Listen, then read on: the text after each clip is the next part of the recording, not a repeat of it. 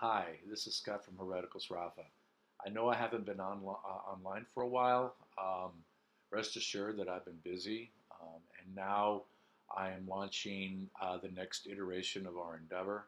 I got about 100 people. We got about 100 of us that follow on the YouTube channel.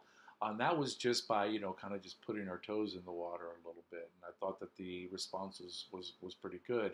Thank you for everybody who follows me um, and is interested in this endeavor. We're now about to launch the next iteration of this, the next phase of this. And one of the things that I look forward to doing is getting more followers, getting more people that are aware of the project that we have going on here. As you can see, we have a new technology here. Things have changed. My arm is healed. Thank you very much. And things have upgraded. I have now this ScreenFlow technology where we're able to video my screen itself. That's going to be huge with respect to the uploading of video lectures. I'm going to continue with the video lectures of chapter by chapter and section by section of Sraffa's book, Production of Commodities by Means of Commodities. All that's going to be uploaded with the ScreenFlow technology. I'll be using slideshows, Google Slideshows, and other such files and material, all of which will be freely available for people to download themselves. We really need to teach ourselves Sraffa because the discipline of economics isn't doing it. And that's the idea here, is to do that. I also intend to video lectures, introductions to each of the files in the archive. And none of this, guys, is an effort to explain what Sraffa really meant. And I have no interest in that. What I have interest in is trying to present the archival material so that all of us can read it and all of us can try to figure out the potential and try to explore the potential of Sraffa's very much unfinished intellectual project. After all, remember that he refers to this as a prelude. So what I want to talk about today is briefly introduce introduce followers to the new Trinity 2.0 update. I have my new updated paper of the Trinity 2.0 arrangement that's going to be available as a link in the dialog box here, as well as to announce that I'll be in Scotland this weekend for the INET conference. That's the Institute for New Economic Thinking. If you happen to be in Edinburgh, Scotland for the festival, look me up. I'd be happy to talk to you about all things Sraffa. Bring a jump drive, yo. I'll make everything available to you guys. This is where we're at, and we've unleashed the Sraffa papers, and I want to discuss more about that. The Trinity 2.0 update, what I have in this paper, especially look at the appendix. And in the appendix here, I have put the tables that have the links of the various conventions for the first 13 files in the that refer to Sraffa's Notes on Production of Commodities. It's going to be the section of the archive D312.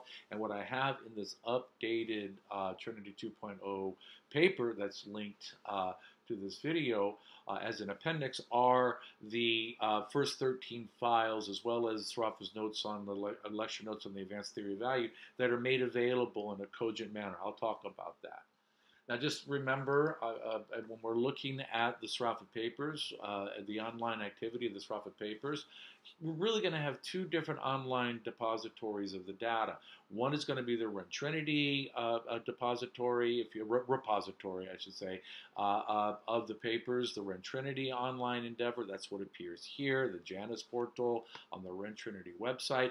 And then you also have what I would call the Trinity 2.0 arrangement, which is going to be my collection and arrangement of the material in terms of Google Slideshows and Google Docs technology, freely available for everybody, hyperlink the whole thing. And so keeping these things clear is important. The interface is there. Everything is interfaced. Every single archive record, every single piece of archive paper is interfaced across all the various conventions. It's important, I think, to know that the advocacy here is not that one convention is better than another convention. Really, in order to, what I've been able to discern in these years of working through this, and want to convey to you, is that the best way to understand the papers is to understand the relation in terms of all the conventions, and to get a richness and a robustness of the archive. No doubt many of you have already been on the Ren website and have perused through the material there, and I'm sure you see that, wow, there's a lot of stuff here, right? You know, it's just like you're losing the forest for the trees, and so and people really don't know where to begin, right? What I try to give you is a vision of what that forest is. You know, I'm not going to tell you what he said. I'm going to say, well, this is the structure of the archive. Now let's go and try to find out what he said. Go read it yourself. And that's an important point that I want to emphasize to all scholars, especially young scholars, but every scholar. Read the extant literature on the Sraffa archive that's out there. So some really good work out there. But believe me, including my own work, it's only the tip of the iceberg. Okay, there's a whole wide world out there, a whole bunch of Sraffa archival material and content and notions and ideas that have not been touched. Okay, not been touched by any of the literature, any of the extant literature. So keep that in mind as you're reading through that, and so that you can explore for yourself the brilliance of this man and the way that he was developing his economics, so that we can all see the story of that great discovery. Is a line that's taken from an essay on Marx's Capital. Vidovsky writes it, but the same thing applies to Sraffa. Is the story of the great discovery of how Sraffa was able to develop his book, A Production of Commodities by Means of Commodities. So we remind ourselves that the Sraffa archive, and here I'm going to refer to the Ren Trinity arrangement here, is going to be broken down into the meta categories, the larger categories of the archive. They're going to be archive A through J. Okay, you can work through, and people no doubt have and see that. Where we focus mostly on with the Trinity 2.0 convention is going to be in section D. Okay, and what we have in section D, of course, is going to be notes, lectures, and publications. You can see that here, D, notes, lectures, and publications. You click on that. D1 is notes, D2 is lectures, D3 is publications. Just some, in terms of the Trinity 2.0 update that I have in an appendix in this papers, what I have are the hyperlinks for D24. Okay, so it's going to be D2 lectures, D24 are the lecture notes on the advanced theory of value. All right, you can click on it here. This is the Ren Trinity, portal, if you will, the Ren Trinity interface for this, and then of course from here you can see how we can arrive at the photos. And I also have this in terms of the Trinity 2.0 arrangement, where the Trinity 2.0 arrangement, what we do is we go through and we take the images and we interface them in a tandem presentation next to the images. Okay, and which is going to be, I'm trying to find my slideshow, which is going to be here. Okay, so we come here, D2, we come here, D24, and then this is going to be my slideshow. All right, the lecture notes of the advanced theory of value, and we have our slideshow here. This, no doubt, people have seen, and then that's going to be the Trinity 2.0 arrangement of that material. Okay, which is going to have the tandem screens and everything there. Okay, in looking at the Trinity 2.0, exactly where I want to go here, and looking at the Trinity 2.0 convention. Okay, so that's going to be the appendix has lecture notes on advanced theory of value D24, and it also has D312. Okay, that's really the heart of the archive as far as I'm concerned. D3 is going to be publications. And of course, we come here to D312, which are going to be production of commodities by means of commodities. These are the 115 file folders that constitute the thousands of pages that were used to create this one book of less than 100 pages, right? And going through and understanding the process whereby Sraffa winnowed down these thousands of pages into this this less than 100 page monograph on the pure theory of value and distribution is a fascinating process, not only in terms of what Sraffa put in his book, but also what he left out. And I think that's an important thing to understand as you're reading through this. What I have on the appendix of the Trinity 2.0 update that's linked to this video are the first 13 files, okay, which are going to be there. And so I'll show you the paper. All right, and so this is going to be the Trinity 2.0 paper.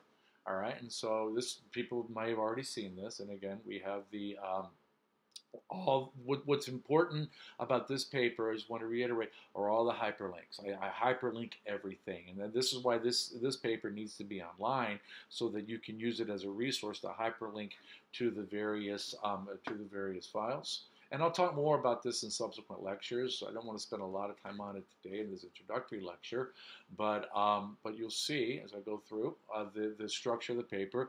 There is a section on the history of the arrangement of the Sraffa papers. This is an earlier version of a section that appears in a co-edited introduction that I have with Riccardo Bellafiore.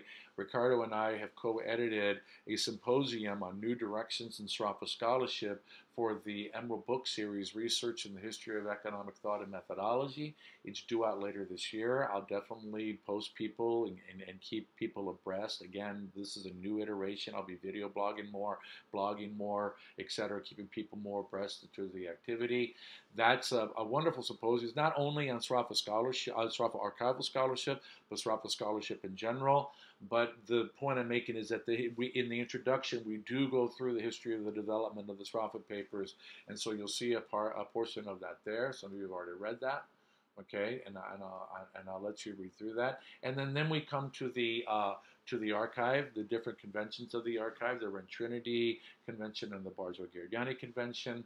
This table here is has the link of all the different links to the Trinity page that I had shown you previously. Those are the different macro sections, A through J. Again, ours is going to focus on D, where you're going to have lectures, notes, lectures, and publications. And again, if you click on that, it takes you right to what we were looking at, okay, previously, all right, which is going to be there, okay.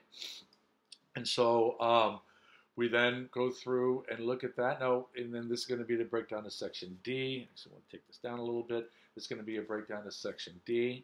And then we look at the breakdown of section D, D1, D2, D3. Again, all of these hyperlinks go to the Trinity websites, okay?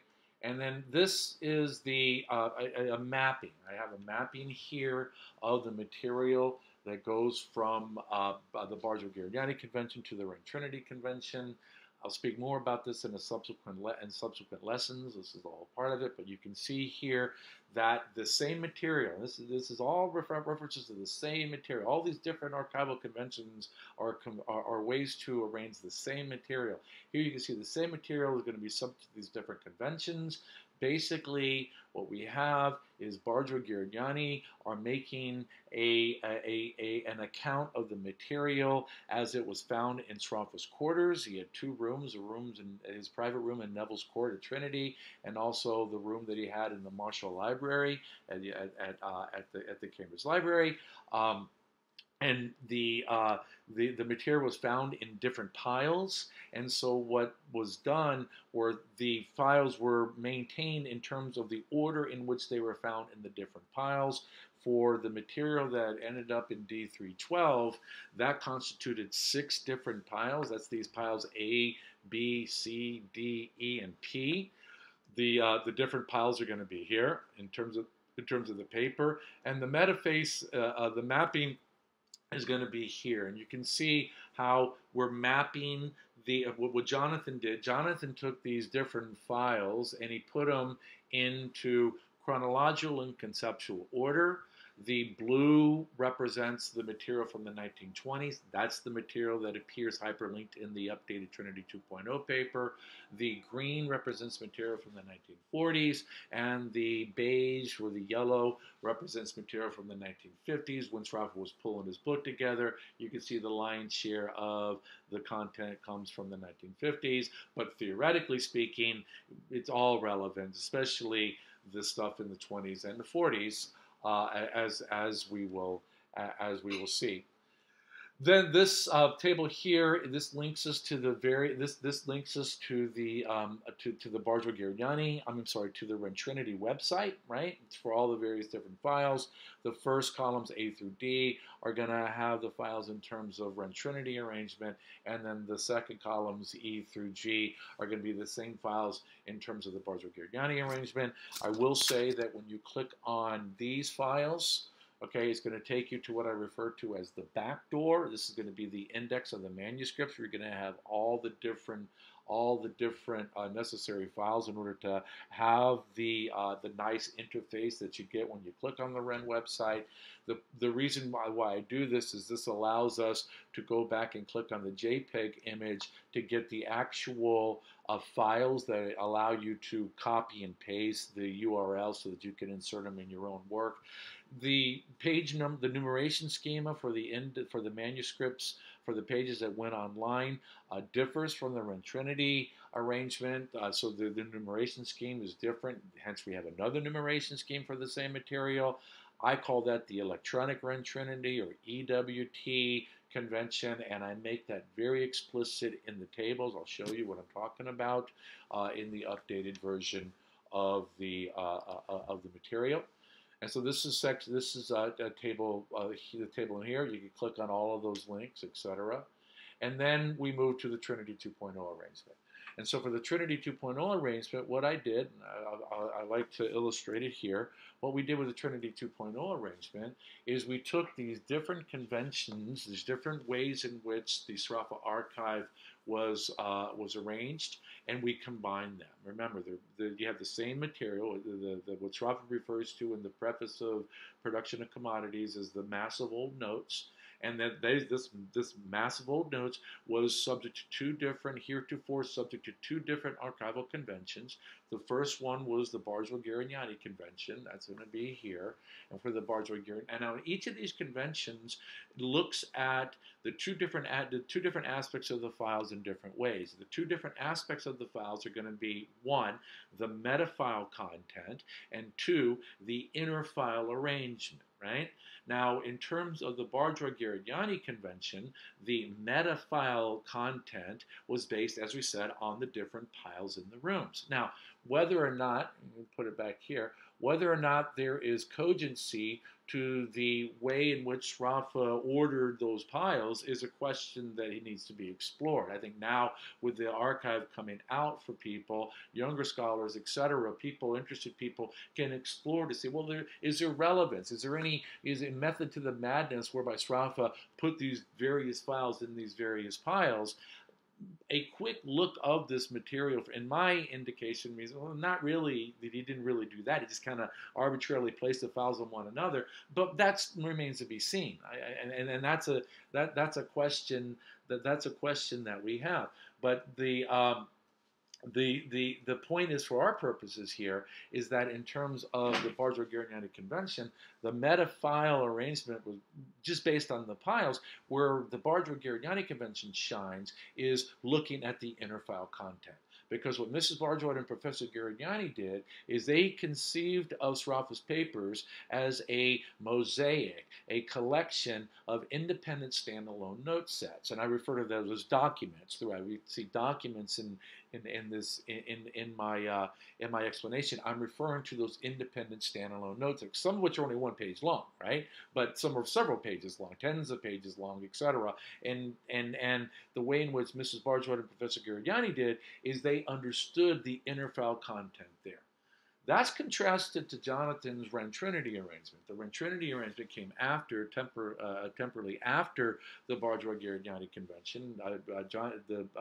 The BG convention was in the late 80s. Jonathan came in the early 90s, and he constructed the Trinity convention. Now, the Trinity convention looks at, again, coming back to our mapping, looks at matters chronologically in terms of the metafile. So what Jonathan did is he took the files that appeared in these various piles in the BG convention and he put it into chronological and conceptual order. Okay, relative chronological and conceptual. Did a great job, by the way. I think it's an excellent way in which to approach the material as an archivist, a professional archivist. He saw that. However, The inner file content, the Ren Trinity convention just accounts for. All right, so you're just accounting for that, and so then you have here two different ways in which to organize the papers. Barger-Gheriani don't have much use for the meta file arrangement, but we do see that the inner file content is cogently arranged, or at least as a first approximation of it. And then you got the Ren Trinity. Ren Trinity doesn't really look at the inner file content, but it takes the meta files and it puts them in conceptual and chronological order. The Trinity 2.0 arrangement takes the benefits of both of these and puts them together. And that's what we have here, where you have the macro unit of analysis is going to be the chronological and conceptual order of the files vis-a-vis Ren Trinity, and the micro unit of analysis is going to be the conception of the material as independent standalone note sets, a la the Barger-Gheriani convention. I have to say that Professor Gheriani actually does a prototype of this in his 2005 article on the turning point. And there you can see I have the conventions here. Okay, there's a particular paper, a particular archive that Gheriani quotes. It's in note 6 of that paper, where he develops his own hybrid prototype. He doesn't make it very clear. He just kind of uses it. He doesn't really explain it, but he essentially does what we do with Trinity 2.0, in that he takes the meta file convention of Ren Trinity and the microfile, inner file notion of Barger-Gheriani, and he puts them together. Here's the Ren Trinity archive convention of the page. Here's a Barger-Gheriani archive of the page. Here's Gheriani's prototype, where he puts the two together, and then Trinity 2.0 takes that as a method of inquiry and then develops it to more fruition. Right? And so again, the details are in the paper. I don't want to spend a lot of time on this, as we can go through it again. The paper, as you can see, what I do is I use the file that Gheriani uses. The file is D3123, Notes London 1927, and then I go through. I do my breakdown of the different documents in the file. What this says here is that there's 28 different documents in the file D312. D312.3, and then each of these are going to be the independent standalone note sets. These are going to be the individual pages in the note sets. This is the breakdown of those 28 documents, and in here we have the disaggregated breakdown of each of the individual pages, okay, which appears here. I go through that, and then we have our appendix. Okay, and so I reproduce our appendix, the same thing. This gives us for an understanding of the range of the archives in terms of the periods in which Sraffa engaged in his constructive activity. Sraffa has developed his constructive material over a 30-year period. The first period of 1927 to 32, that appears here in blue. This is what we have in terms of the tables of the appendix of the Ren Trinity the Trinity 2.0 update that I have hyperlinked. Then you have from 1942 to 1948, some stuff in 1940 as well, that appears here in green. And then you have 1955 to 1960 was the third period. This stuff appears in black. The red here are going to be kind of outliers that have material after 1960, etc. I'll let you go through and see that, but that's going to be the basic breakdown. And then here we have those different documents. So I have the different files so that people can have all these interfaces and they can link on and see everything. This is a D24, lecture notes of the advanced theory of value. You get the Trinity 2.0, Google slideshow expression, and the Ren Trinity, which is what you get when you get into the Ren Trinity website. And then I have that for the D24, Sraffa's lecture notes on the advanced theory of value, and also for the first 13 files in D312. You have Trinity 2.0, Ren Trinity, the electronic Ren Trinity, which is the EWT, which has you go and download and paste the images as it appears on the index page. They call it the so-called back door of the Ren Trinity website, as opposed to the front door, which is going to be the user interface, which you get all the way here. okay, for those 13 files. I'll let people go through and and explore this, okay, and I look forward to any questions that may come, okay. I'd like to end this. I'd like to end this lesson here, this video on with an announcement that I'm going to be at the INET INET Festival this weekend. You have on the 19th and the 20th the Festival for New Economic Thinking, and then the 21st to the 23rd you have the conference proper, which is going to be called Awakening. I've been invited to attend. I applied and they accepted me for the Young Scholars Initiative. I'm not a young scholar. I don't claim to be a young scholar, so I'm not there taking up space that otherwise could go to a young scholar. My purpose in coming to the INET Festival to the young scholars is to give young scholars this material, is to say to young scholars, here is the archival material, explore it yourself, okay? Read the heretofore scholarship, yes, understand that, but don't be limited by that. Know that this is expansive, that the tip of the iceberg has only been touched, that there is a phenomenal amount of material that is just so rich with content, rich with analysis that can be explored. Okay, so if you click on here, all right, you can get this to come. This is going to be the program for the Festival for New Economic Thinking. It started on Thursday and Friday. I'll be coming in late on Thursday, unfortunately, so I'll be a little bit late. My flight arrives Thursday morning. I'm coming right over to the conference, so people, I'll be happy to talk to anyone, okay, that wishes to discuss this. That's going to be the program there. I'm going to be with the Young Scholars Initiative, okay, the Young Scholars Initiative for INET. I was encouraged to go by someone who's on the Young Scholars Initiative. It was Andres Lazzarini, my colleague. He said, you should apply for this and introduce to young scholars the archive. So you can click on there. I'm at the History of Economic Thought Working Group, okay, because the YSI has a variety of different working groups, and I'm on the YSI working group. I mean, the History of Economic Thought working group. The link is there, and all the other working groups. The list of all the working groups you can get from the INET Young Scholars Initiative is here. Okay, all these are going to be the different working groups. All of them are going to be on at the Festival for New Economic Thinking on this week. All right, and this is the section that I'm on, the working group that I'm on. Okay, now as part of that working group, what we're going to talk about it this week are going to be quotes, and those of us that are in this working group have been asked to submit quotes to discuss that amongst ourselves and at the festival, etc. And the quote that I came, of course, comes from Sraffa's Sraffa's archive. It's a note that Sraffa wrote on January 22nd. I actually got to change that. It says 27th. I got to change that. It's going to be January 22nd. I'm about to post this. It's going to be posted after I do this video, so I'll correct that.